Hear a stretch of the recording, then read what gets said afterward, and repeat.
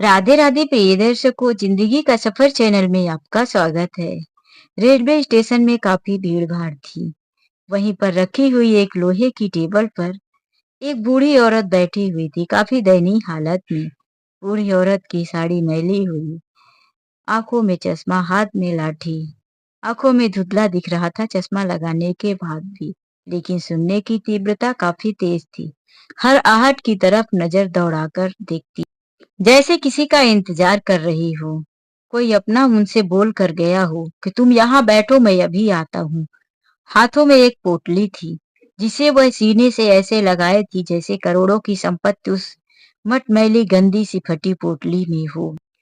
तो चलिए इस कहानी को जानते हैं कि वह औरत कौन है, इतनी भीड़ भाड़ में अकेली क्यों बैठी, किसका इंतजार कर रही है। क्या वह जिसका इंतजार कर रही थी वह उन्हें मिला या नहीं?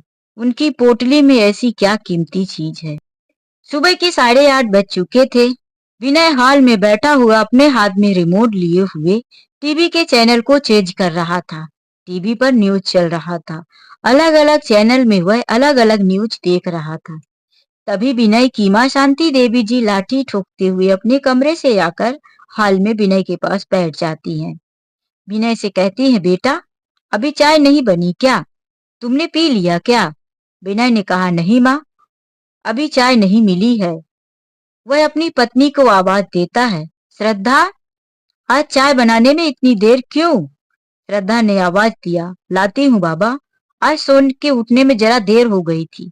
कल रात को नींद नहीं आई थी, सिर दुख रहा था, इसीलिए सुबह जल्दी आंखें नहीं खुली। श्रद्धा की बातें सुनकर विनय और शांति देवी जी दोनों टीवी की तरफ देखने लगते हैं। शांति देवी जी की आंखों में धुंधला दिखता था। टीवी की सिर्फ लाइट की चमक और उसमें से आ रही आवाज उनके कानों तक आती है। टीवी में साफ साफ चित्र उन्हें दिखाई नहीं दे रहा था। तभी बहू चाय लेकर आती है। शांति देवी जी को एक कप चाय और 2 बिस्किट दे देती है। विनय के लिए ओट्स और चाय लाई थी। शांति देवी जी ने एक बार ओट्स खाने से मना किया था। उसके बाद से बहू ने उन्हें कभी दोबारा दिया ही नहीं। आज शांति देवी जी का मन तो हो रहा था, लेकिन उन्हें याद आया कि मैंने ही तो मना किया था। अब बहू से मांगूंगी तो नाराज हो जाएगी। इसीलिए वह 4 बिस्किट चाय में डुबाकर खाती हैं। लास्ट में बचे हुए चाय को पी लेती हैं। फिर बेटे से कहती, बेटा मेरी आंखें दुख रही है, हो सके तो मेरे इस चश्मे को थोड़ा ठीक करवा दे, इस चश्मे में कुछ दिखाई नहीं देता। विनय कहता है, माँ किसी दिन देखता हूँ, आज तो मुझे देर हो गई है। यह कहकर वह अपनी पत्नी को फिर आवाज देता है, आज तुम देर से सोकर उठी हो श्रद्धा, तो लगता है टिफिन भी नहीं बना होगा। श्रद्धा ने कहा, टिफिन मैंने बना दिया है, ला कर देती हूँ। श्रद्धा ने आज टिफिन में 4 पराठा और साथ में अचार दे दिया था। विनय पत्नी के सामने ज्यादा नाटक नहीं करता था। वह कभी पराठे को अचार में तो कभी गुड़ के साथ खा लिया करता था। आए दिन अक्सर विनय के साथ ऐसा होता कि उसकी पत्नी सुबह उसे पराठा, अचार या कि गुड़ दे देती थी। इसीलिए विनय को आदत हो चुकी थी। विनय ऑफिस चला गया और शांति देवी जी कमरे से बाहर निकलकर धूप में बैठ गई। श्रद्धा ने अपने लिए ओट्स बना लिया था। अपनी बूढ़ी सास के लिए दोपहर की बची हुई रोटी और सब्जी ले जाकर कमरे में रख दिया। माँ जी, कमरे में खाना रख दिया है, जाकर खा लो।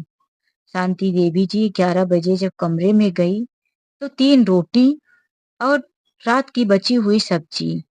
वह देखकर कहने लगी, बहू आज तुमने खाना नहीं बनाया क्या? श्रद्धा ने कहा, माँ जी मैंने सुबह ही बताया कि मेरा सिर दुख रहा था, इसीलिए मैंने कुछ नहीं बनाया है। आप रोटी खा लो, थोड़ा ओट्स बचा है तो मैं खा लूंगी। शांति देवी जी के साथ आए दिन ऐसा ही होता था। किचन में खाना बने या ना बने, उन्हें शाम का बचा हुआ खाना ही खाना पड़ता था। इसीलिए वह वही रोटी और सब्जी खा लेती हैं। रात को जब विनय लौटकर घर आता है तो श्रद्धा उनसे आज फिर से बात छेड़ देती है। विनय, तुमने उस बारे में क्या सोचा? तो विनय ने पत्नी की तरफ देखते हुए बोला, किस बात पर? श्रद्धा ने झुंझला कर कहा, भूल गए तुम्हारी माँ के बारे में। विनय ने फिर से कहा, हाँ हाँ याद है, रुको, थोड़ा समय चाहिए। फिर विनय ने कहा, श्रद्धा, मैं एक प्लान बनाता हूँ। और अपनी पत्नी को वह प्लान समझा देता है। दूसरे ही दिन घर में बड़ी अफरा तफरी मची थी। सुबह विनय ने बैग पैक कर लिए थे और श्रद्धा सबके लिए बाहर जाने का नाश्ता बना रही थी। गर्मा गर्म पराठा, आलू गोभी की भुजिया, सब्जी। आज घर में सुबह सुबह पराठे और सब्जी की खुशबू आ रही थी। शांति देवी जी कमरे से निकली। आज उन्हें लग रहा था कि नाश्ते में आज मुझे भी गर्मा गर्म खाना मिल ही जाएगा, क्योंकि बेटे के रहते हुए बन जो रहा है। शांति देवी जी बाहर निकली तो विनय कहता है, माँ, जल्दी से तैयार हो जाओ। यह सुनकर शांति देवी जी आश्चर्य में पड़ गई। तैयार हो जाओ? कहीं जाना है क्या बेटा? हाँ माँ, तुमको बताया नहीं श्रद्धा, हम दोनों लोग प्रयागराज जा रहे हैं। महाकुंभ का समय चल रहा है। यह सुनकर शांति देवी जी ने कहा, अचानक? अचानक कैसे तैयारी बना लिया विनय बेटा? विनय ने कहा, अरे माँ, वो ऑफिस में अचानक से छुट्टी मिल गई। मन में तो काफी समय से था, पर मैंने तुमसे इसलिए नहीं कहा कि एक बार अगर तुम्हें कह दिया तो तुम फिर उत्साही हो जाओगी। पहले मैं छुट्टी का देख लेता हूँ, फिर तुमसे बात करता हूँ। शांति देवी जी काफी खुश हो गई, क्योंकि न्यूज में भी वह सुबह ही दूसरे दिन देख रही थी कि वहां बस प्रयागराज के बारे में ही बताया जा रहा था। इतने लोग स्नान किए, इतने लोग लाइन पर हैं। ये सारी बातें देखकर उनका मन भी उत्साहित ही हो रहा था। इसीलिए उन्होंने कहा, बेटा ठीक है, इस बूढ़ी हड्डियों को तैयार होने में क्या रखा है, बस 2 धोती ले लूंगी और चल दूंगी। बहू से कह दो रास्ते में खाने के लिए कुछ बना दे। बड़े ही प्यार से श्रद्धा ने मुस्कुराते हुए कहा, माँ जी, कहने की जरूरत नहीं है, मैंने तो सब कुछ तैयारी कर दिया है, बस आप तैयार हो जाओ। शांति देवी जी जो नाश्ता करने के लिए बाहर निकली थी, सब भूल जाती हैं। जल्दी से अपने कमरे में गई और अपनी 2 साड़ियां, पुरानी और जो कि ज्यादा पहनी हुई घिसी हुई थी, उनके पास नई के नाम पर तो कुछ था नहीं। पहले से ही पुरानी साड़ियों को पहनती थी और ना ही वह कभी अपने बेटे बहू से नई साड़ियां मांगती थी। वह अपने एक पुराने बैग में रख ली अपने पति की तस्वीर और अपनी कुछ यादें, और बैग में लेकर विनय से कहती हैं, ले विनय, यह अपनी कार में रख ले बेटा, मैं तैयार हो चुकी हूँ। अपने सिर के बालों को पीछे करते हुए, कुछ कानों के पीछे दबाते हुए पल्लू को आगे कर ठीक करती हैं। अपने चश्मे को ठीक किया और लाठी टेकते हुए बाहर निकल गई। फिर कहती हैं, विनय, चश्मा बदल दिया होता बेटा तो साफ दिखने लगता। लगता है कि नंबर बढ़ गया है। आंख में डॉक्टर ने कहा था ड्रॉप भी ले लेना। विनय ने कहा, माँ, पहले चलो तीर्थ यात्रा में घूमकर आते हैं, उसके बाद तुम्हारी आंखों का भी देख लेंगे। शांति देवी जी ने कहा, हाँ, अब तो आने के बाद ही देखना पड़ेगा बेटा। विनय अपनी माँ को कार में बिठाकर ले चल देता है। शांति देवी जी ने सुबह से कुछ खाया भी नहीं था। वह प्रयागराज जाने की खुशी में सब कुछ भूल गई थी। लेकिन जैसे ही वह कार में बैठती है, विनय से कहीं, बेटा, कुछ खाई नहीं हूँ, भूख लगी थी, कुछ खा लेती तभी निकलती। विनय ने कहा, माँ, देर हो जाएगी। श्रद्धा ने दिया है, भूख लगेगी तो खा लेना। यह कहकर विनय गाड़ी को स्टार्ट करता है और अपनी माँ को लेकर चल देता है। कार रोड पर दौड़ती रह गई। सुबह के निकले हुए 4 बज गए। विनय ने 4 बजे जब कार रोकी तो शांति देवी जी कार से उतरी। काफी शोर शराबा था। लोगों की भीड़ उन्हें हल्की हल्की धुंधलीपन से दिखाई दे रही थी, लेकिन कानों में आवाजें साफ दिखाई सुनाई दे रही थी। विनय ने कहा, माँ, कार को हम पार्किंग में करके आते हैं और अब हमें चलना चाहिए। विनय माँ का हाथ पकड़कर काफी दूर तक लेकर रेंगते हुए चल रहा था। एक हाथ से माँ पोटली दबाए थी और दूसरा हाथ विनय के हाथों में था। विनय तेजी से चलता जा रहा था। आज शांति देवी जी भी उसके हाथ खींचने के अंदाज से बड़े तेजी से चल रही थी। वह समझ रही थी कि मेरा बेटा मुझे भीड़ भाड़ से बचाते हुए खाली एरिया से ले जा रहा था। ट्रेन की आवाज आ रही थी। शांति देवी जी को कुछ अजीब सा लग रहा था। बेटा, यहाँ आसपास रेलवे स्टेशन है क्या? अब हम कहाँ जा रहे हैं? विनय ने कहा, माँ, हम शॉर्टकट एरिया से जा रहे हैं, इसीलिए तुम्हें ट्रेन की आवाज सुनाई दे रही होगी। मेरे साथ चलती आओ माँ, बस अब थोड़ी ही दूर पर है। आगे कुछ सुनसान सा लग रहा था। पब्लिक की आवाज यानी कि लोगों के चलने और बोलने की आवाजें कुछ कम लग रही थी। ऐसा लग रहा था कि 2 4 10 20 लोग ही आसपास आना जाना कर रहे हैं। शांति देवी जी को अब चलने में भी दिक्कत नहीं हो रही थी, क्योंकि रास्ता उन्हें खाली लग रहा था। विनय ने कहा, माँ, अभी तुमने कुछ खाया नहीं ना, भूखी होगी, थक गई होगी। माँ ने कहा, हाँ बेटा, भूख तो लगी है, पर अब आ ही गई हूँ तो पहले स्नान कर लूंगी, इसके बाद ही खाऊंगी। विनय ने कहा, माँ, भी स्नान करने में काफी समय लग जाएगा, बहुत भीड़ है माँ, तुम ऐसा करो, अभी यहाँ पर बैठ जाओ। रेलवे स्टेशन था। एक बड़ी सी लोहे की बेंच रखी थी, जिस पर अभी कोई नहीं बैठा था। 4 लोगों की सीट उसमें थी। एक सीट में विनय ने अपनी माँ को बिठा दिया। माँ, पानी लेना भूल गया था, लो, यह तुम टिफिन पकड़ लो और यहीं पर बैठी रहो, मैं तुम्हारे लिए पानी लेकर आता हूँ। शांति देवी जी का भी गला प्यास से सूख रहा था। अब हाथों में टिफिन था, पराठा। बड़ी भूख लगी थी। भूख तो आखिर खाना ना देखे तो थोड़ी कंट्रोल भी हो सकती, लेकिन जब हाथ में खाना था तो अभी इस अवस्था में भूख कंट्रोल करना काफी दुर्लभ हो रहा था। शांति देवी जी ने अपनी धुंधली आंखों और कांपते हुए हाथों से वह डिब्बा खोला तो आलू गोभी की सब्जी की खुशबू और पराठा उन्हें और भूख की तीव्रता को बढ़ा दिया। उन्होंने रोटी के निवाले को तोड़कर सब्जी के साथ खाया भी, लेकिन प्यास ज्यादा लग रही थी। इसीलिए शांति देवी जी ने सोचा कि गले में अटक ना जाए, अभी मेरा विनय पानी लेकर आता होगा, तभी आराम से खाऊंगी और विनय को भी बोल दूंगी कि बेटा तू भी खा ले, ना जाने तू भी कुछ खाया कि नहीं। शांति देवी जी बैठे इंतजार करती रही। काफी समय गुजर गया, विनय लौट कर नहीं आया। 1 घंटा हो गया। शांति देवी जी की बेचैनी बढ़ने लगी, लेकिन इंतजार करते करते अब पूरे 3 घंटे हो गए थे। शांति देवी जी ने सोचा, लगता है काफी भीड़ है, पानी लेने गया है, वहां भी लाइन होगा, लगता है नजदीक कहीं पानी नहीं मिल रहा होगा। किसी की भी आहट आती तो शांति देवी जी उसकी तरफ देखती। उनको लगता कि मेरा विनय लौट कर आया, लेकिन अब 5 6 बजे से रात होने लगी थी, विनय लौट कर नहीं आया। ठंडी हवा चल रही थी। एक साइड से साड़ी के पल्लू और पोटली को दबाकर सीने से जकड़ लिया। भूख मर चुकी थी। बस मन में बेचैनी थी और घबराहट थी कि ना जाने मेरे बेटे विनय को क्या हुआ। रात हो गई, 11 बज गया। आरपीएफ पुलिस वालों में से किसी ने पूछा, माँ जी, किसका इंतजार कर रही हो? शांति देवी जी ने कहा, आप कौन हो? देखो आसपास पानी है क्या? मेरा बेटा विनय पानी लेने गया है। आरपीएफ वालों ने कहा, हाँ माँ जी, पानी तो रेलवे स्टेशन पर भी मिलता है। आपका बेटा कितने बजे गया है? शांति देवी जी ने कहा, वही 4 साढ़े 4 या 5 बजे। आरपीएफ वालों ने कहा, माँ जी, चलो ऑफिस में बैठाते हैं, वहां पानी और खाना का व्यवस्था कर देंगे। शांति देवी जी ने कहा, नहीं नहीं, मैं यहाँ से नहीं जाऊंगी, मेरा बेटा यहीं आएगा।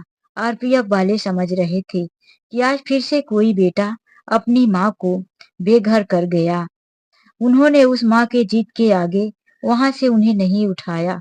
सारी रात शांति देवी जी वही कुर्सी पर बैठी हुई अपने बेटे का इंतजार करती रही।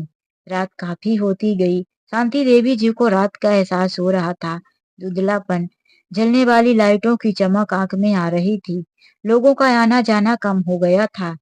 1 2 ट्रेन की आवाजें बस घंटे 2 घंटे में गुजरने की आवाजें सुनाई दे रही थी। शांति देवी जी डरी नहीं, बस उनके दिल में यही हलचल सी मची थी, ना जाने मेरे लाल को क्या हुआ होगा, लौट कर क्यों नहीं आया। शांति देवी जी बैठी रह गईं। सुबह भूख की चिड़ियों की चहचहाहट से उन्हें एहसास हुआ कि सुबह हो चुकी है। धीरे धीरे सूरज निकलता रहा और लोगों के आना जाना भी, भीड़ भी ज्यादा लोगों की आवाजें भी तेज होने लगी। शांति देवी जी को भी सब महसूस हो रहा था कि अब सुबह हो चुकी है। भूख प्यास कोसों दूर हो चुकी थी। विनय लौटकर नहीं आया। आज विनय को माँ को उस जगह पर छोड़े हुए पूरे 12 साल गुजर चुके थे। विनय अपनी दुनिया में खुश था। उसका एक बेटा था जिसका नाम विनय ने विकी रखा था। विनय की पत्नी श्रद्धा अपने पति के साथ काफी ऐशो आराम और खुशनुमा जीवन जी रही थी। विनय अब माँ के उस पुराने घर में नहीं रहता था। उसे तो उसने कब का बेचकर शहर में करोड़ों की प्रॉपर्टी ले लिया। उसकी अपनी लग्जरी कार थी। उसके पास काफी बैंक बैलेंस था। बड़ा अमीर हो गया था। सोसाइटी में उसका नाम था। विनय का बेटा शहर की सबसे महंगी स्कूल में पढ़ रहा था। उसकी उम्र अब 10 साल की थी। एक दिन स्कूल में कुछ प्रोग्राम था जिसमें से पेरेंट्स को भी बुलाया गया था। विनय अपने बेटे विक्की से बेहद प्यार करता था। उसकी जिंदगी की सबसे अनमोल और कीमती चीज कोई था तो उसका बेटा। वह कितना भी बिजी रहता अपनी बिजनेस और मीटिंग में, लेकिन अपने बेटे को काफी समय दिया करता था। उस दिन जब पेरेंट्स को बुलाया गया तो श्रद्धा के साथ साथ विनय भी कार में अपने बेटे के स्कूल पहुंचा। दोनों पति पत्नी लग्जरी कार से उतरकर बेटे का स्टेज शो देखने के लिए कुर्सी पर बैठे थे। वहां पर और भी पेरेंट्स आए हुए थे। किसी के माता, किसी के पिता या किसी के दोनों माता पिता। विनय भी काफी खुश नसीब था। बेटे का इंग्लिश में लेक्चर स्पीच था। अपने बेटे को इंग्लिश में बोलता हुआ सुनकर विनय का सीना चौड़ा हो गया। विक्की इंग्लिश में माइक पर दहाड़ दहाड़ कर भाषण दे रहा था। तालियों की गुड़गड़ाहट गूंज रही थी। विनय का कलेजा चौड़ा हो रहा था। वहीं विनय की पत्नी श्रद्धा भी गर्व से फूली ना समा रही थी कि अचानक से विक्की ने सीने में हाथ रखा, इधर उधर देखा, लेकिन वह वहीं पर गिर पड़ा।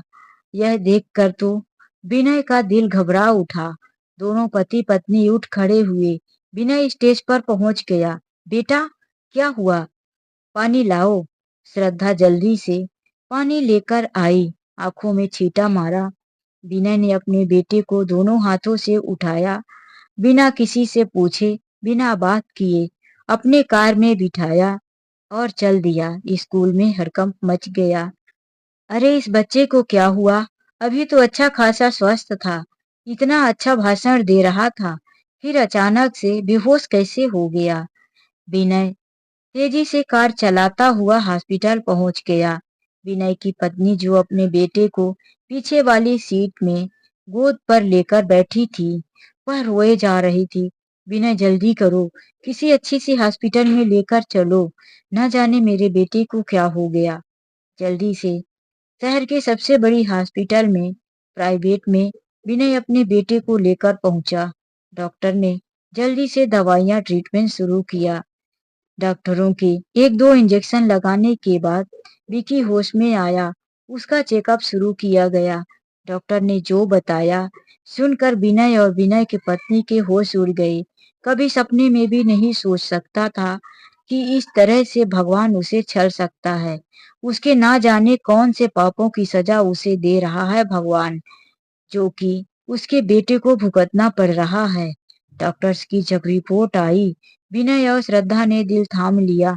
डॉक्टर ने बड़े गंभीरता और शांति के साथ सुनाया, आपके बेटे को ब्लड कैंसर है। यह सुनकर तो पैरों तले जमीन सरक गई। डॉक्टर ने अगला शब्द जो कहा, यह 3rd स्टेज पर चल रहा है। जल्दी से जल्दी अगर इसका इलाज नहीं हुआ तो बेटे को बचाना मुश्किल पड़ जाएगा। श्रद्धा को तो चक्कर आते आते रह गया। वहीं जमीन पर सरक कर बैठ गई और विनय का दिल थाम लिया। अब क्या होगा? डॉक्टर साहब, इसका इलाज जितना भी पैसा लगे आप लगा दो, लेकिन मेरे बेटे को बचा लो। डॉक्टर ने कहा, पैसा तो लगेगा, लेकिन साथ साथ बेटे का बोन मैरो भी चेंज करना पड़ेगा। विकी ने कहा, इसके लिए क्या करना होगा? डॉक्टर ने बताया, किसी अपने का बोन मैरो इस बच्चे को चाहिए। आपके परिवार में आपके भाई, बड़े भाई, आपके पिताजी, आपके माता या कि फिर आपके पत्नी के परिवार में कोई हो तो उन्हें जल्दी से जल्दी ढूंढ कर लाइए। विनय ने कहा, मैं जल्दी कोशिश करता हूँ। लेकिन संयोग की बात ऐसी थी कि श्रद्धा के मायके में भी उसके सिवा कोई नहीं था। वह अपने माता-पिता की इकलौती बेटी थी। उसके पिता पहले ही इस दुनिया को छोड़कर जा चुके थे।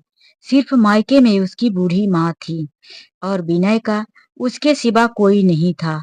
उसके पिता भी मर चुके थे और उसका ना कोई भाई ना बहन। एक माँ थी जिसे तो वह 12 साल पहले ही मरने के लिए छोड़कर आ गया था। विनय ने काफी सोचा कि कोई तो मिले, लेकिन उन्हें कोई नजर नहीं आया। तो वह डॉक्टर से कहने लगे, डॉक्टर, हम दोनों का खून का रिश्ते का कोई नहीं है। डॉक्टर ने कहा, किसी के माता पिता नहीं है? श्रद्धा ने कहा, मेरी माँ है, लेकिन मेरी माँ इस काम के लिए तैयार नहीं है। वह बूढ़ी है, बीमार रहती है। वह हॉस्पिटल की दवाइयों और उसकी बदबू से ही डरती है। वह कभी हॉस्पिटल जाती ही नहीं है। उसे तो घर में ले जाकर दवाइयां दे दो तो खा लेती है। डॉक्टर ने विनय की तरफ देखते हुए कहा, तो विनय की माँ या पिता कोई नहीं है? विनय कैसे कहता कि इस दुनिया में मेरी माँ तो है या नहीं? उसे पता भी नहीं था कि उसने खुद ही अपनी माँ को मरने के लिए छोड़ दिया था।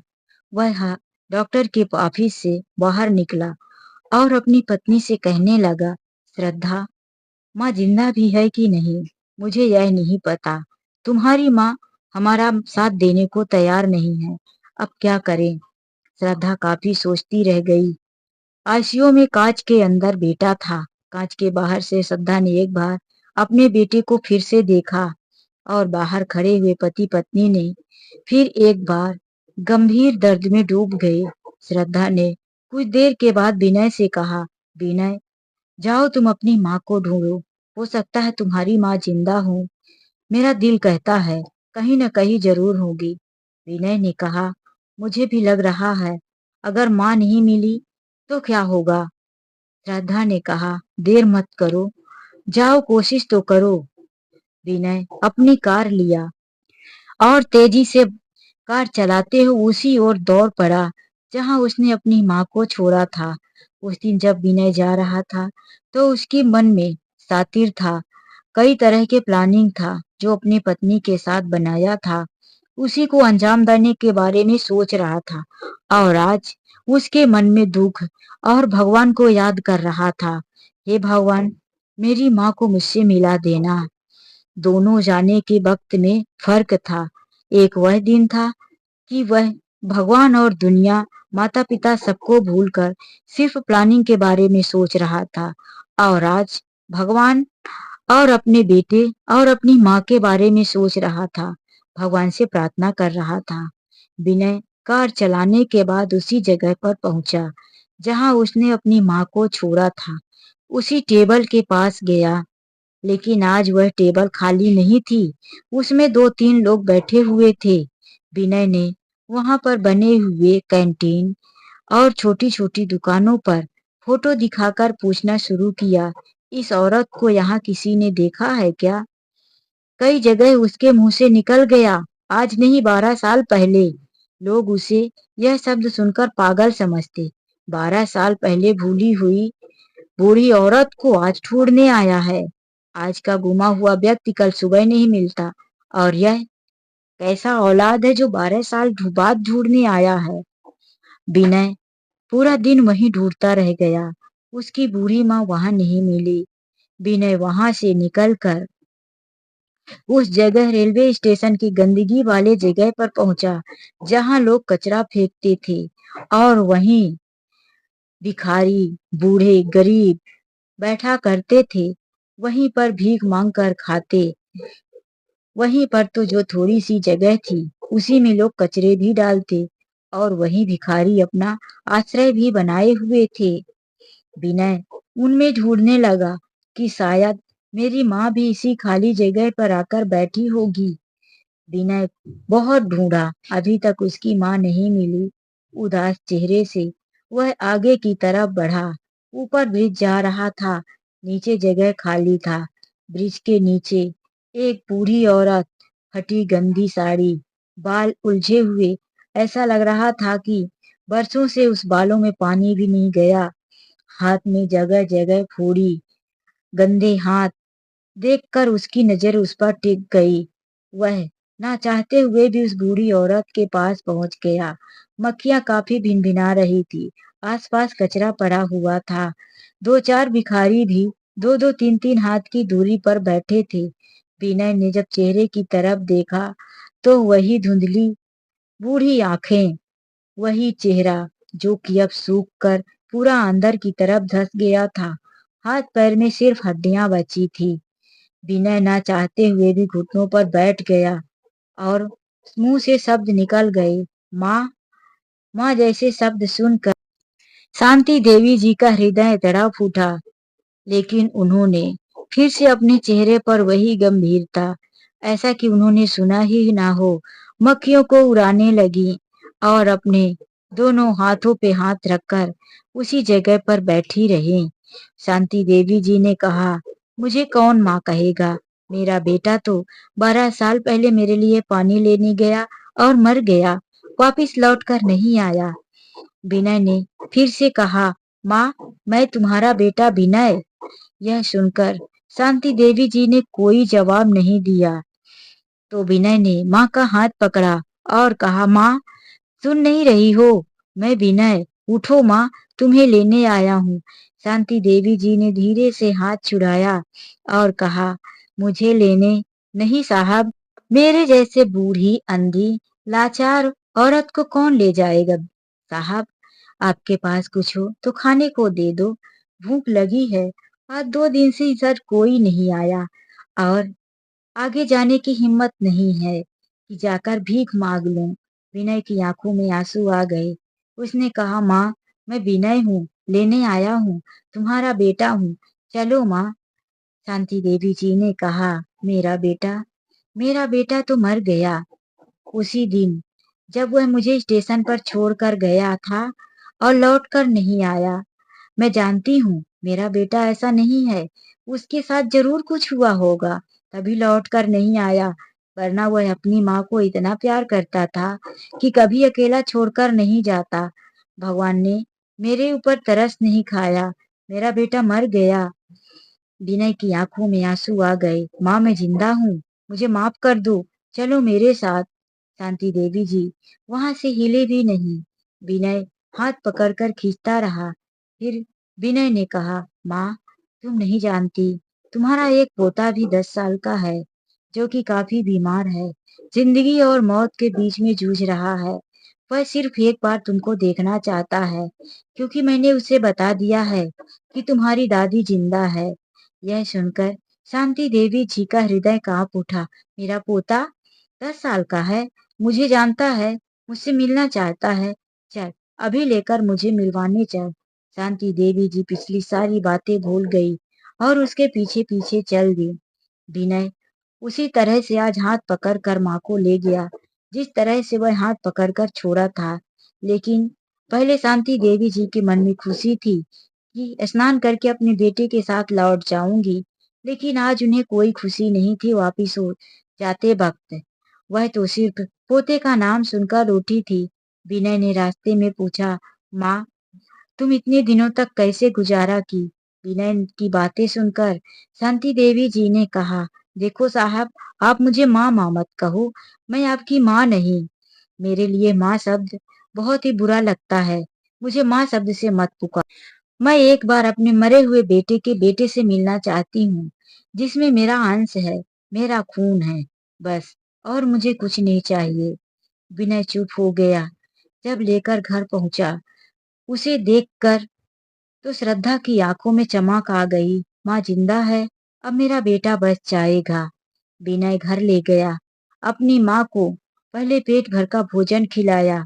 श्रद्धा ने माँ के पैर छुए, लेकिन शांति देवी जी ने कहा, मेरे लिए कोई रिश्ते नाते मायने नहीं रखते, तुम दोनों ही मुझसे दूर रहो। अब मैं तुम लोगों के लिए मर चुकी हूँ, मेरे लिए कोई भी रिश्ता नहीं है। ये चलो मुझे उसके पास, जिसके लिए मैं लौट कर आई हूँ। विनय जब हॉस्पिटल लेकर गया, जाते जाते रास्ते में उसने सब कुछ बताया कि ऐसी बीमारी हो गई है और इस कारण से हम तुम्हें ढूंढ कर लाए हैं। शांति देवी जी ने एक बार भी मना नहीं किया। उन्होंने कहा, शायद भगवान ने मुझे इसीलिए जिंदा रखा था। ले चल डॉक्टर के पास। इस शरीर की एक एक टुकड़ा, इस शरीर का एक एक बूंद खून निकाल ले। जो लगेगा मैं डॉक्टर से कह देती हूँ। शांति देवी जी अपने पोते के लिए अपनी जान की कुर्बानी देने को तैयार हो गई। लेकिन जब डॉक्टर ने शांति देवी जी को देखा तो कह दिया, नहीं, इस औरत के शरीर में कहीं भी इंजेक्शन लगाने को भी जगह नहीं है। तो इस औरत का बोन मैरो बेटे को कैसे लगाया जाए? शांति देवी जी ने कहा, मैंने अपनी जिंदगी जी लिया है डॉक्टर साहब, आप मेरे बारे में क्यों सोचते हो? उस बच्चे के बारे में सोचो। और वैसे भी मेरी जिंदगी अब नर्क बन चुकी है। मैं जीकर भी क्या करूंगी? मेरा अब इस दुनिया में जीने के लिए कोई सहारा नहीं। आप मेरी बात मान लो, मेरे पोते को बचा लो। शांति देवी जी के लाख जीत करने पर डॉक्टर को उनकी बात माननी पड़ी। डॉक्टर ने शांति देवी जी का बोन मैरो विकी को ट्रांसफर किया। पूरे सुबह से शाम तक यह काम ट्रीटमेंट चलता रहा। दूसरे दिन विकी की हालत थोड़ी सी ठीक नजर आने लगी। शांति देवी जी की आंखें नहीं खुल रही थी, बेहोशी की अवस्था में थी। सुबह जब शांति देवी जी ने थोड़ा सा हाथ उठाकर अपने बेटे विनय को अपने पास बुलाया और कहा, आज उनके मुंह से अंतिम बार बेटा जैसे शब्द निकला था। बेटा, ये ले, इसे पकड़। वह अपनी पोटली जो अपने पास ही रखी थी विनय के हाथ में पकड़ा दिया और कहा, मुझे एक वचन दे कि तू कभी उस बच्चे को नहीं बताएगा कि किसकी वजह से वह जीवित है। विनय ने यह भी मान गया। शांति देवी जी ने उस बार अंतिम राहत की सांस ली और चैन से हमेशा हमेशा के लिए सो गई। और धीरे धीरे विकी ठीक होने लगा। 15 दिन गुजर गए। फिर विकी को हॉस्पिटल से छुट्टी मिली। अब सब कुछ शांत हो चुका था, बिल्कुल सुकून था। विनय के दिल में माँ के प्रति बड़ा आभार था। विनय ने माँ को याद करते हुए उस पोटली को खोलना चाहा, जो कि अभी भी कार में पड़ी थी। विनय कार से लाकर जब पोटली को खोला तो उसमें कुछ लिखा हुआ था। एक डायरी छोटी सी थी। उस डायरी को जब विनय ने खोला तो उसमें किसी की राइटिंग से लिखा था। विनय समझ गया कि माँ ने किसी से लिखवाया है। उसमें लिखा था, 12 साल पहले मेरा बेटा मुझे प्रयागराज में स्नान करवाने के लिए लाया। विनय का कलेजा धक धक कर रहा था। वह आगे बढ़ा। विनय ने मुझे रेलवे स्टेशन पर बिठाया और बोला, माँ मैं पानी लेकर आता हूँ। लेकिन तभी उसका फोन बजने लगा। थोड़ी दूर पर खड़ा होकर विनय ने फोन में फुसफुसाकर बात किया, अरे हाँ, काम हो गया है, मैं वापिस आ रहा हूँ। हाँ बाबा, माँ को मैंने ठिकाने लगा दिया है। यह शब्द शांति देवी जी ने उसी वक्त सुन लिया था। वह समझ गई थी कि मेरा बेटा अब लौट कर नहीं आएगा। वह मुझे यहाँ छोड़कर जा रहा। वह फोन किसी और का नहीं, उसकी पत्नी का था। मैं समझ गई थी कि मैं अपने बेटा और अपनी बहू के लिए बोझ बन गई हूँ। नहीं तो मेरा घर इतना दूर नहीं था। मैं लोगों को अपना पता बताती और घर वापस भी जा सकती थी। लेकिन मेरे जाने से मेरी बहू और मेरे बेटे को खुशी नहीं मिलती। इसीलिए मैं पूरा दिन और पूरी रात इसी टेबल पर बैठी रह गई अपनी किस्मत को कोसते हुए। उसके बाद मैं यहाँ पर पड़े हुए भिखारियों के साथ अपने बचे हुए जीवन को अंत करने के बारे में सोच ली थी। यह सुनकर पढ़कर विनय की आंखों से आंसू बह चले कि माँ को सब पता होने के बाद भी माँ मेरी खुशी के लिए लौट कर नहीं आई। फिर विनय ने पोटली को और खोला तो उसमें से एक लिफाफा, जो कि अब काफी मैला हो चुका था। लिफाफे को एक पन्नी से बांधा हुआ था। उसने प्लास्टिक को खोला जो काफी पुरानी थी। लिफाफा बचा था। उसमें विनय ने खोला तो एक प्रॉपर्टी के पेपर थे। वह शहर में उसके पिता ने जमीन खरीदा था, जो कि विनय को पता नहीं था। विनय की माँ शांति देवी जी ने सोचा था कि पहले गंगा स्नान करूंगी, फिर यह खुशखबरी अपने बेटे को दूंगी। इसीलिए वह प्रॉपर्टी के पेपर चुपचाप लेकर आई थी। जब विनय ने खोला और उस प्रॉपर्टी के बारे में पढ़ा जो कि अब उसकी कीमत करोड़ों में हो चुकी थी। विनय ने फिर से पढ़ना शुरू किया। लिखा था, बेटा विनय, मैं चाहती तो इसे बेचकर अपने जीवन को अच्छे से जी सकती थी। मेरे पास काफी पैसे, घर हो सकता था, लेकिन मुझे अपने इस शरीर से नफरत हो गई थी जिससे मैंने औलाद को जन्म दिया और उसी औलाद को पाल पोस कर बड़ा किया और उसी औलाद ने हमें मरने के लिए ऐसी जगह पर छोड़ दिया। तो इस शरीर को मैं सुख देना ही नहीं चाहती थी। तुम्हारी माँ, मुझे पता है कि यह पत्र मेरे मरने के बाद ही तुमको मिलेगा। तुम्हारे पिता की प्रॉपर्टी पर सिर्फ तुम्हारा अधिकार है। मुझे पता था कि तुम एक दिन लौटकर जरूर आओगे, इसीलिए मैंने इस पेपर को संभाल कर रखा था। अपनी अमानत संभालो बेटा। तुम्हारी अभागन माँ, शांति देवी। इस डायरी ने विनय के जीवन को बदल दिया। विनय काफी समय तक रोता रहा, अकेले कमरे में बैठा रहा, अपने किए हुए कर्मों पर प्रायश्चित करता रहा। जब विनय आज कमरे से निकला तो वह अहंकारी करोड़पति बिजनेस और करोड़ों के फ्लैट में रहने वाला विनय आज शांत हो चुका था, गंभीर हो चुका था। उसे दौलत की मोह माया से अब कोई लेना देना नहीं था। माँ के द्वारा बचाई हुई प्रॉपर्टी पर विनय ने बहुत बड़ा भवन बनवाया। उसने उसे वृद्धा आश्रम का रूप दिया। कई वृद्धों को उसने आसरा दिया और उस जगह को वह अपने माँ के नाम, शांति देवी जी वृद्धा आश्रम के नाम से चलाना शुरू कर दिया। विनय अपनी माँ के साथ किए हुए व्यवहार का प्रायश्चित करने का हर उपाय करता रहा, लेकिन उसके सीने में जो आत्मग्लानि थी वह अभी कम नहीं हुई थी। और शायद जीते जी विनय ने जो किया था वह कभी जन्म में भूलने लायक भी नहीं था। तो दोस्तों, कहानी यहीं से खत्म होती है। विनय अपने जीवन का प्रायश्चित हमेशा ही करता रहेगा, चाहे वह कितने भी दान पुण्य और वृद्धों की सेवा कर ले, लेकिन वह जो अपनी माँ के साथ किया है वह कभी भूल नहीं पाएगा। और उसकी माँ अंत में उसके बेटे को जीवन दान देकर भी दुनिया छोड़कर गई। यह बात भी भुलाने लायक नहीं। विनय बदल चुका था, सीधा साधा और नॉर्मल हो चुका था, बूढ़ों और गरीबों की सेवा करने लगा था। तो दोस्तों, चलिए मिलते एक नई कहानी में। आज के लिए बस इतना ही। राधे राधे, जय श्री कृष्णा। कहानी अच्छी लगी हो तो चैनल को सब्सक्राइब करना और वीडियो को लाइक करना मत भूलिए। राधे राधे। भगवान सबकी रक्षा करे और सबको सद्बुद्धि दे।